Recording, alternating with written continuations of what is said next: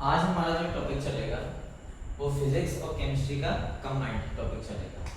तो सबसे पहले हम लोग बात करेंगे भौतिक राशि, जो फिजिक्स में भी आती हैं और केमिस्ट्री में भी आती हैं, यानी फंडामेंटल फिजिकल क्वांटिटी बोल सकते हैं इसको, फिजिकल क्वांटिटी। तो फिजिकल क्वांटिटी क्या होती है? अगर हम बात करें भौतिक राशियों की, तो फिजिक्स और केमिस्ट्री में जितनी भी हेडिंग्स हैं, मतलब प्राकृतिक घटना हो या कोई भी नॉन लिविंग बॉडी के द्वारा संबंधित कोई भी परिभाषा हो, उन सभी परिभाषाओं को जिस हेडिंग के द्वारा हम लोग पढ़ते हैं, जिन राशियों के द्वारा पढ़ा जाता है, वो भौतिक राशि कहलाती है। फिजिक्स में जितनी भी परिभाषाएं वो सब भौतिक राशि हैं। केमिस्ट्री में जितनी भी डिफाइन है वो सब भौतिक राशि होती है। उदाहरण के तौर पर घनत्व, द्रव्यमान, चाल, वेग, त्वरण, बल, संवेग, ये सब भौतिक राशि हैं। अब भौतिक राशियों के प्रकार की बात करें कि भौतिक राशि कितने प्रकार की होती हैं, तो इनको हम दो भागों में डिवाइड करते हैं। सबसे पहला जो है वो है मात्रक के आधार पर, मात्रक के आधार पर। दूसरा है दिशा के आधार पर, दिशा के आधार पर। तो मात्रक के आधार पर भौतिक राशियां तीन प्रकार की होती हैं। सबसे पहले मूल राशि, नंबर 2 व्युत्पन्न राशि, नंबर 3 पूरक राशि। तो तीन प्रकार की भौतिक राशियां होती है मात्रक के आधार पर। दिशा के आधार पर बात करें तो सबसे पहले होती है अदिश राशि, दूसरी है सदिश राशि और तीसरी है प्रतिदिश राशि। ठीक है, तो सबसे पहले अगर बात करें मूल राशि क्या होती है, तो वे भौतिक राशियां जिनके मात्रक, वे भौतिक राशियां जिनकी मात्रक अन्य मात्रकों पर निर्भर नहीं रहते, उन्हें मूल राशि कहते हैं। तथा मूल राशियों के मात्रकों को मूल मात्रक कहते हैं। ये 7 प्रकार की होती हैं। कौन कौन सी हैं? द्रव्यमान number 1, number 2, number 3, number 4, number 5, number 6, number 7। पहला है द्रव्यमान, दूसरा है लंबाई या फिर इसको दूरी भी कहते हैं, तीसरा है समय, फिर है विद्युत धारा, चौथा होता है परतता, फिर है ज्योति तीव्रता और सातवां है पदार्थ की मात्रा। ये 7 मूल राशि होती हैं जिनके मात्रक अन्य मात्रकों पर निर्भर नहीं रहते, जिनको हम लोग क्या होते हैं? मूल राशि कहते हैं। और एक और बोल सकते हैं वे भौतिक राशियां जिनको व्यक्त करने के लिए या जिनको मापने के लिए हमारे पास किसी न किसी यंत्र की आवश्यकता होती है, किसी न किसी इंस्ट्रूमेंट की आवश्यकता होती है, उसे हम लोग मूल राशि कहते हैं। व्युत्पन्न राशि क्या है? वे भौतिक राशियां जिनके मात्रक मूल मात्रकों पर निर्भर रहते हैं, उन्हें व्युत्पन्न राशि कहते हैं। तथा इनको डिफाइन करने के लिए हमें किसी न किसी सूत्र की आवश्यकता होती है, फॉर्मूले की आवश्यकता होती है। जैसे चाल बराबर दूरी बटे समय, इसमें फॉर्मूला यूज हुआ। मूल राशि क्या होती है? जिसमें फॉर्मूला यूज नहीं होता, इसमें यंत्र की आवश्यकता होती है। इसमें द्रव्यमान नापना है, द्रव्यमान कैसे नापेंगे? काजू से। यहाँ फॉर्मूला नहीं लगेगा, यहाँ केवल यंत्र लगेगा। लंबाई नापनी है तो मीटर ले लो, लंबाई नाप लो। यहाँ कोई फॉर्मूला नहीं है, यहाँ पे यंत्र क्या काम करेगा? समय देखना है, जैसे मैंने कहा बताओ टाइम कितना हो रहा है, तो तुम ये थोड़ा पूछोगे सर फॉर्मूला क्या है टाइम देखने का? टाइम देखने के लिए घड़ी यंत्र की आवश्यकता होती है। तो वे भौतिक राशियां जिन्हें यंत्र के द्वारा मेजर करते हैं, मापते हैं, उन्हें मूल राशि कहते हैं। और वे भौतिक राशियां जिन्हें सूत्र के द्वारा परिभाषित करते हैं, उन्हें व्युत्पन्न राशि कहते हैं। दूसरी तरह से हम ये भी कह सकते हैं मूल राशि क्या है? जिनके मात्रक अन्य मात्रकों पर निर्भर नहीं रहते। और व्युत्पन्न राशि क्या है? जिनके मात्रक मूल मात्रकों पर निर्भर रहते हैं, उन्हें व्युत्पन्न राशि कहते हैं। और उनके मात्रकों को मूल मात्रक कहते हैं। ये कई प्रकार की होती हैं। पूरक राशि की बात करें तो वे भौतिक राशियां जिनमें मूल राशि और व्युत्पन्न राशि दोनों गुण विद्यमान रहते हैं, उन्हें पूरक राशि कहते हैं। जैसे उदाहरण के तौर पर ये केवल 2 प्रकार की होती हैं। पहला है कोण और दूसरा है घन कोण। ये केवल 2 प्रकार की होती है, कोण और घन कोण। मतलब पूरक राशि क्या है? वे भौतिक राशि हैं जिनमें, जैसे मूल राशि क्या थी? जिनमें यंत्र की आवश्यकता हो, तो पूरक राशि के लिए क्या है, यंत्र की आवश्यकता होगी जिसमें कोण और घनकोण नापेंगे, जैसे चांदी से कोण नापा जाता है तो चांदा के यंत्र है। व्युत्पन्न राशि क्या है, जिनको डिफाइन करने के लिए कितना भी सूत्र की आवश्यकता होती है।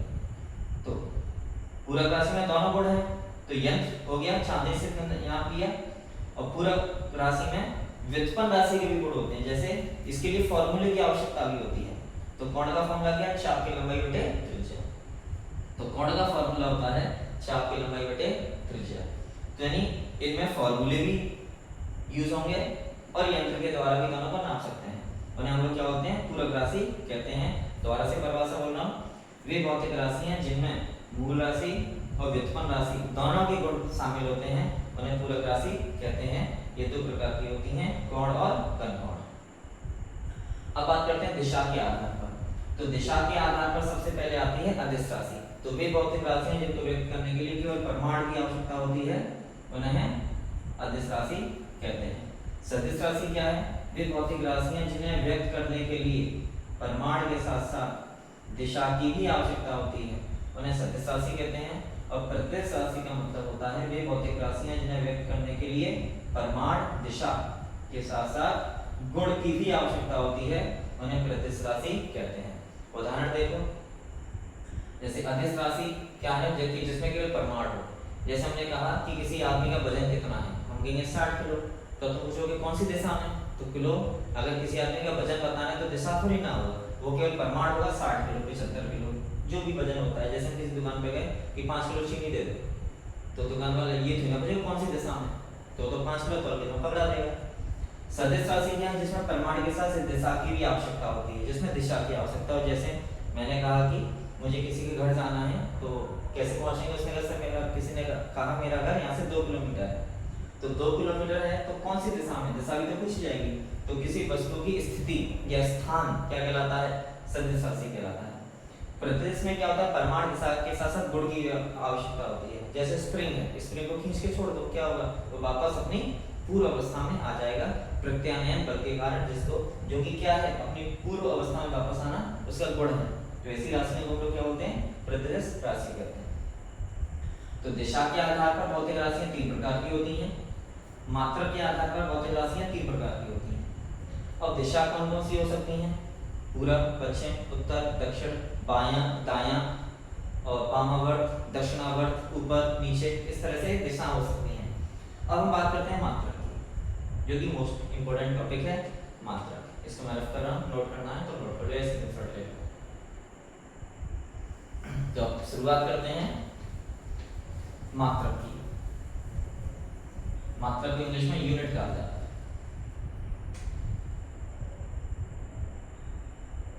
मात्रक यानी यूनिट। तो मात्रक की परिभाषा क्या है, किसी भौतिक राशि को मापने के लिए उसी राशि के एक निश्चित परिमाण को एक नियतांक राशि मान लिया जाता है, जिसे हम लोग मात्रक कहते हैं। ठीक है, दोबारा से परिभाषा बोल रहा हूं, जरा लिख लें, सुन लें, समझ लें। किसी भौतिक राशि को मापने के लिए उसी राशि के एक निश्चित परिमाण को एक नियतांक राशि मान ली जाती है, उस नियतांक राशि को हम लोग मात्रक कहते हैं। उदाहरण के तौर पर अगर हम क्रिकेट मैच खेलने जाते हैं तो उसमें 22 कदम नापे जाते हैं, तो जो एक कदम होता है वो हमारा मात्रक हो गया। उसी कदम को बार बार रिपीट करेंगे 22 बार तक, तो हमारी पिच तैयार हो जाती है। ठीक है, तो मात्रक क्या है, किसी भी भौतिक राशि को मापने के लिए उसी राशि के निश्चित परिमाण को, अगर हमें लंबाई नापनी है तो निश्चित जो मात्रक लिया जाएगा वो लंबा ही लिया जाएगा। अगर मुझे वजन नापना है तो मात्रक लिया जाएगा वजनदार ही लिया जाएगा, जैसे 5। ठीक है, तो मतलब उसी राशि के निश्चित परिमाण को क्या मान लिया जाता है, मात्रक मान लिया जाता है। अब जैसे मैंने क्रिकेट का उदाहरण दिया कि 22 कदम नापे जाएंगे, तो एक निश्चित परिमाण तो मात्रक हो गया। अब इस मात्रक को बार बार रिपीट किया जाएगा, कितनी बार रिपीट किया जा रहा है, 22 बार। तो यानी कहने का मतलब ये है कि जितने भी मात्रक होते हैं वो बिना न्यूमेरिकल वैल्यू के चल नहीं सकते, यानी संख्या का होना बहुत जरूरी है मात्रक के साथ। जैसे उदाहरण के तौर पर मैंने पूछा कितना वजन है तुम्हारा, तो सामने वाला क्या कहेगा, सर मेरा वजन किलोग्राम है। तो कितना किलोग्राम, 20, 25, 35, 50 जो भी होगा, तो उसको संख्या बतानी ही पड़ेगी। जैसे मैंने कहा यहाँ से मुझे दिल्ली जाना है, तो बताओ कितना किलोमीटर है, तो उसने कहा सर किलोमीटर है। कितनी दूरी है, किलोमीटर है। कितने किलोमीटर, 200, 250, 125 जो भी हो। तो संख्या का होना बहुत जरूरी है मात्रक के लिए। मात्रक बिना संख्या के अधूरा है। भले एक होगा तो एक बोलना पड़ेगा, 1 किलोमीटर तो 1 किलोमीटर बोलना पड़ेगा। तो यानी कह सकते हैं कि जो संख्यात्मक मान है वो मात्रक का व्युत्क्रमानुपाती होता है। कैसे? जैसे मैंने कहा कि 1 मीटर में 100 सेंटीमीटर होते हैं। अब मीटर कितना बड़ा होता है? लगभग इतना। और सेंटीमीटर कितना बड़ा होता है? मतलब इतना। तो कहने का मतलब ये है कि जो मात्रक बड़ा है उसकी न्यूमेरिकल वैल्यू छोटी 1, और जो मात्रक छोटा है इतना सा उसकी न्यूमेरिकल वैल्यू 100। तो यानी कह सकते हैं मात्रक बड़ा तो संख्यात्मक मान छोटा, और मात्रक छोटा तो संख्यात्मक मान इसके कंपेयर में बड़ा। तो यानी जो संख्यात्मक मान है वो हमेशा मात्रक के व्युत्क्रमानुपाती होता है, याद रखें। ठीक है। अब जब क्रॉस मल्टीप्लाई करेंगे तो एन यू समानुपात 1 हो जाता है। तो एन यू बराबर एक नियतांक राशि, ये एक नियतांक राशि है। तो यहाँ से जब फॉर्मूला बनेगा n1 u1 equal to n2 u2, ये फॉर्मूला बन चुका है। इसमें न्यूमेरिकल पूछे जाते हैं। तो इसके ग्राफ की बात करते हैं। तो n और u के जो बीच में ग्राफ बनेगा वो इस तरीके का बनेगा। अगर ग्राफ n और 1/u के बीच में पूछा जाता है तो एक स्ट्रेट लाइन बनेगी, और अगर ग्राफ mu या n के बीच में पूछा जाए या फिर nu और u के बीच में पूछा जाए तो एक नियतांक राशि इस तरीके का ग्राफ तैयार हो जाता है। तो हमारे पास ये एक फॉर्मूला इंपॉर्टेंट है जिस पर न्यूमेरिकल पूछे जाते हैं। उदाहरण के तौर पर मैं एक सवाल दे दूं। यहाँ मैंने कहा कि 72 किलोमीटर प्रति घंटा को मीटर प्रति सेकंड में बदलिए। किसमें बदलना है? मीटर प्रति सेकंड में बदलना है। तो यही फॉर्मूला यूज होगा। जैसे n1 u1 equal to n2 u2। तो n1 यानी न्यूमेरिकल वैल्यू संख्यात्मक मान पहला कितना है? 72। इसका मात्रा कितना है? किलोमीटर प्रति घंटा। किसमें बदलना है? मीटर प्रति सेकंड में, लेकिन उसकी न्यूमेरिकल वैल्यू मुझे नहीं पता। उसको सॉल्व करेंगे तो 72 इंटू 1 किलोमीटर में कितने मीटर होते हैं? 1000। और 1 घंटे में कितनी सेकंड होती हैं? 3600 सेकंड। तो n2 मीटर प्रति सेकंड। सेकंड से सेकंड कैंसिल हो गया, मीटर से मीटर कैंसिल हो गया। 1 0 से ये, इससे ये 2 से काटेंगे तो 5/18 यानी n2। 18 से 72 कितनी बार कटेगा? 4 और 4 पंजे 20। तो n2 का मान कितना आ गया? 20 आ गया। तो हम कह सकते हैं कि 72 किलोमीटर प्रति घंटे बराबर होता है 20 मीटर प्रति सेकंड। ये आंसर आ गया। तो इस फॉर्मूले पर इस तरीके के सवाल पूछे जाएंगे। एक पद्धति के एक मात्रक जो होगा, एक मात्रक को दूसरे मात्रक में बदलना पड़ेगा। एक पद्धति के मात्रकों को दूसरी पद्धति के मात्रकों में बदलना पड़ेगा। अब इन शॉर्ट बता दें कि जब भी किलोमीटर प्रति घंटा को मीटर प्रति सेकंड में बदलना हो तो सीधे सीधे 5/18 का गुणा कर दिया जाए। जैसे डायरेक्ट गुणा करें, जैसे 72 है तो सीधे 5/18 का गुणा कर दो। 18 चौक 72 और 4 में 20 आंसर आ गया। ठीक है। तो ये डायरेक्ट हम लोग मल्टीप्लाई कर सकते हैं। मैं डायरेक्ट बता भी सकता था, लेकिन पहले मैंने तुम लोगों को बताया है कि ये 5/18 का गुणा ही क्यों करते हैं। तो हमने पूरा एक्सप्लेन किया कि 5/18 का गुणा डायरेक्ट कर दिया करो, लेकिन मैंने उसका प्रूफ दे दिया। इस तरीके से किलोमीटर प्रति घंटा को मीटर प्रति सेकंड में बदल दिया जाता है। तो ये हमारा जो टॉपिक है वो है मात्रक। ठीक है। मात्रक को मैं फिर से रिपीट करता हूँ। मात्रक की परिभाषा क्या है? किसी भौतिक राशि को मापने के लिए उसी राशि के एक निश्चित परिमाण को एक नियतांक राशि मान लिया जाता है। उस नियतांक राशि को हम लोग मात्रक कहते हैं। और मात्रक संख्यात्मक मान के व्युत्क्रमानुपाती होता है। और फिर उसके बाद ये पूरा इसका डेरिवेशन है, ये फॉर्मूला है, ये इसके ग्राफ है और इस पर एक न्यूमेरिकल है। क्लियर? इतना समझ आ गया। अब इसके बाद कल से हम लोग फिजिक्स को अलग पढ़ेंगे, केमिस्ट्री को अलग पढ़ेंगे। फिजिक्स की शुरुआत हम लोग विमाओं से करेंगे, तो केमिस्ट्री की शुरुआत हम लोग परमाणु संरचना वाले चैप्टर से करेंगे। ठीक है। धन्यवाद।